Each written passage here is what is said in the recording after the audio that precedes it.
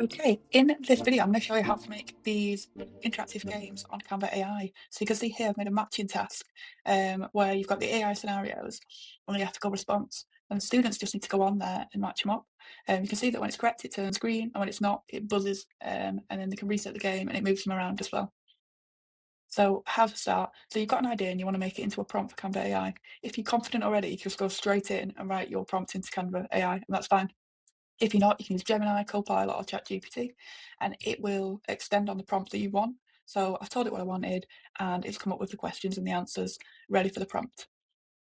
So this is what I'm going to go with, but I think the questions are a little bit too easy for the level of students that I've got. So I'm going to get them to make it a little bit more difficult.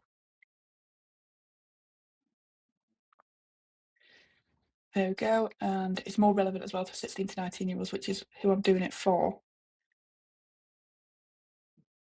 There we go. And I'm just going to copy and paste this directly into Canva. Again, if you're not happy, you can keep adapting this until the point where you are happy.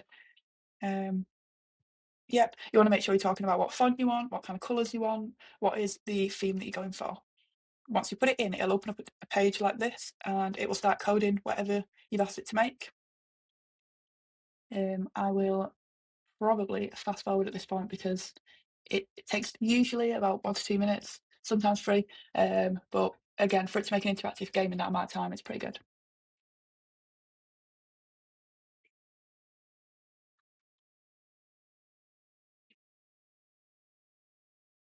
Here we go. So it has created what we've asked it to create, and you can see it's got the scenarios, it's got the ethical responses, and if I did want to make any changes, I can put them into the box on the left and it will update it as well.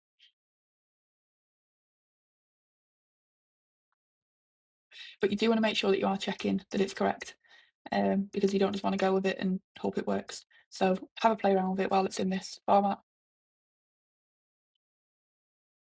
And even if you're not happy with some of the answers it's got, you can change them as well.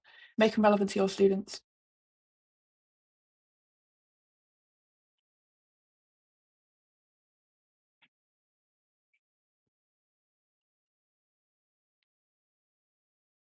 Once you're happy with what you made, you can use this design on a website, presentation, on a document, or even a whiteboard.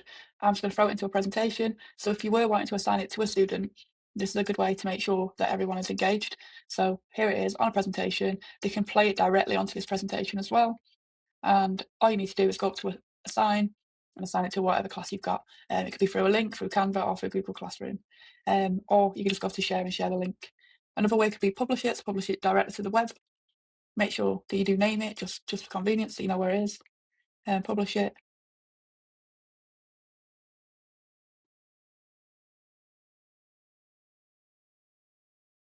And there you go, that's what it looks like. And it'll work on the phone as well, so they don't always have to use it on desktop. There you go. That's me getting them all wrong. And now I've decided I actually want the home page, so a page before they get to the matching task, just to explain what they need to do.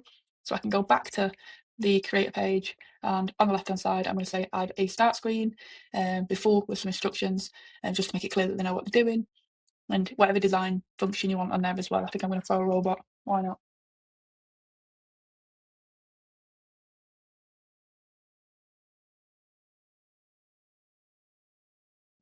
But again, with this activity, you can do anything with it. So you don't have to make a matching task. You can make click and drop. You can make, I think, basically any interactive activity that you can think of that you can't find online already, you can make here and make it personalised to your learners. So you can think about what type of font and what colours, what kind of images you want on there. It's completely up to you. So there we go. I've got my home screen on there now, and I can press start the challenge. And it takes me to the page that you saw originally. Nothing's changed there because I didn't ask it to. Again, republish it, and it's updated. So the URL that they would have originally got will just automatically update, so they don't need a new link either. And that is how to make interactive activities on Canva AI. Really simple, really nice, and really effective if you are short on time and have an activity in mind.